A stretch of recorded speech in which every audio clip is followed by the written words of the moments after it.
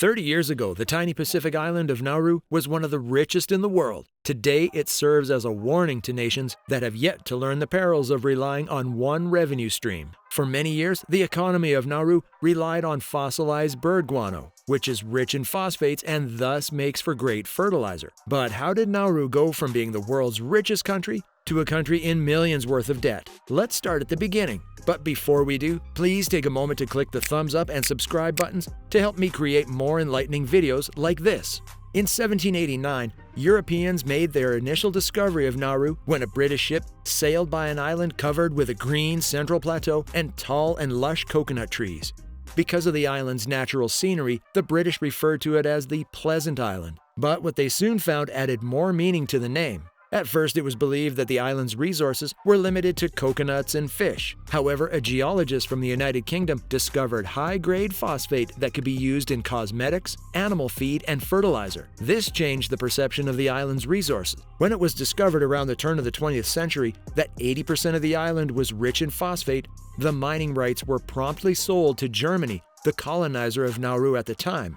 Phosphate was shipped off the little island at a rate of around 80 million metric tons per year during the subsequent years. The export process was aided by the rapid development of sectors that included shipping ports, processing facilities, and supporting industries. During World War I, while Germany was being overrun by other nations, Australia moved quickly to seize and assert ownership of the island. By this point, Nauru had developed into an offshore mining site, exporting phosphate to Australia, New Zealand, and Great Britain at prices below market value. Unfortunately, decades of mining had already destroyed a large portion of the natural landscape of Nauru.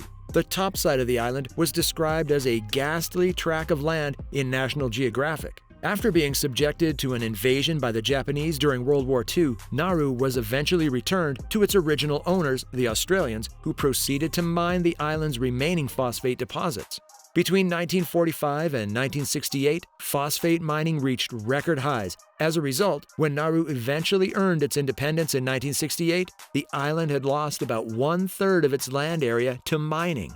The Nauruan government took over the mining operations in 1968 after getting their independence. This was around when Australia, New Zealand, and Britain had nearly exhausted the viable phosphate deposits. Phosphate prices in Nauru soared from $10 per ton to over $65 in the 1970s as a result of this, and the country's per capita gross domestic product surpassed $50,000, making it the second highest in the world after Saudi Arabia. For years, Nauru's roughly 10,000 residents lived off these phosphate profits. As a result, exports continued to rise, and soon Nauru was known as the wealthiest island in the Pacific. They got so rich that importing Lamborghinis became a thing. People bought big cars and spent time using money extravagantly. The people of Nauru also demonstrated their dedication to their new way of life by fully eliminating taxes and making all publicly provided services free. Many people quit working because the government already took care of everything, all the way down to the wages for home assistants, and enormous quantities of public cash were channeled into investments in overseas real estate. Sadly, the prosperous times enjoyed by the Nauruans have long since passed, and the level of poverty on the island is at an all-time high, despite claims by the island's foreign minister that the administration is not fixated on the past. Where we're heading to now is a brighter future for Nauru, Dr. Keke says, with the reforms that we put into place that will stamp out the mismanagement and corruption that occurred in the past and provide opportunities for development into the future. As for whether or not the nation tried to diversify its income, in the 1990s, the country ventured into offshore banking, giving licenses to roughly 400 banks. Because clients did not need to visit the island to create bank accounts physically, Nauru became a sanctuary for illegal activities like money laundering, tax evasion, and illegal buying and selling of banking licenses and passports, including domestic passports.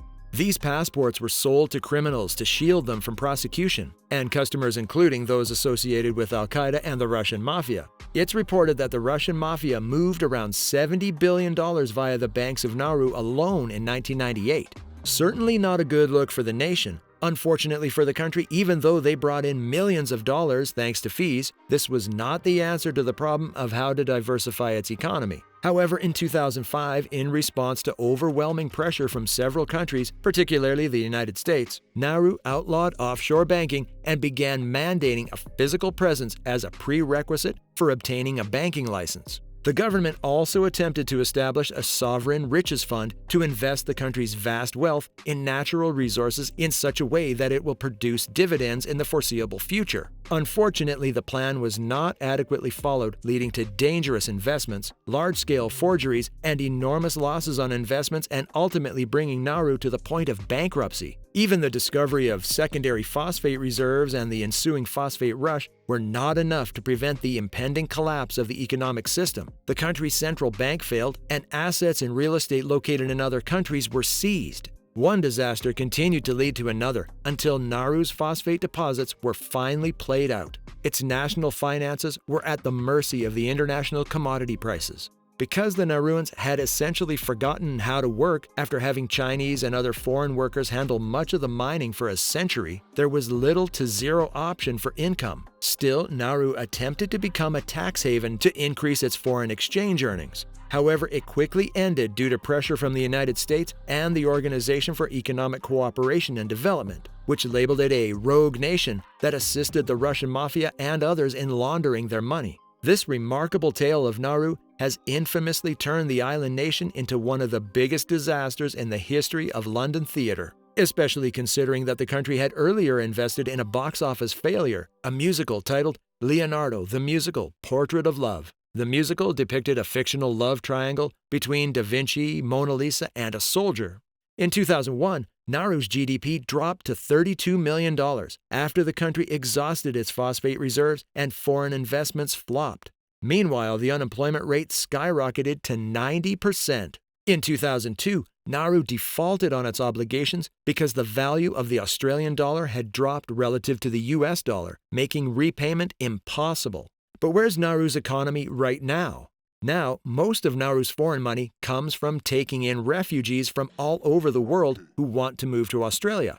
Australia pays Nauru visa fees of 3,000 Australian dollars, $2,347 US, per refugee every 3 months. This adds up to about $10 million a year.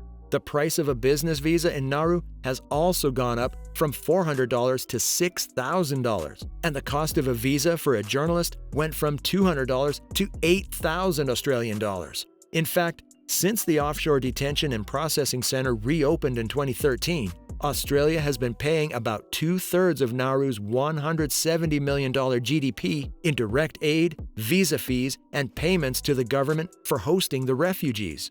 The Asian Development Bank estimates this business to account for 10% of the GDP growth yearly. With its mines closing and its environment in ruins, Nauru faces a grim future. But with the careful and wise investment of the country's remaining assets, the nation could find its feet again.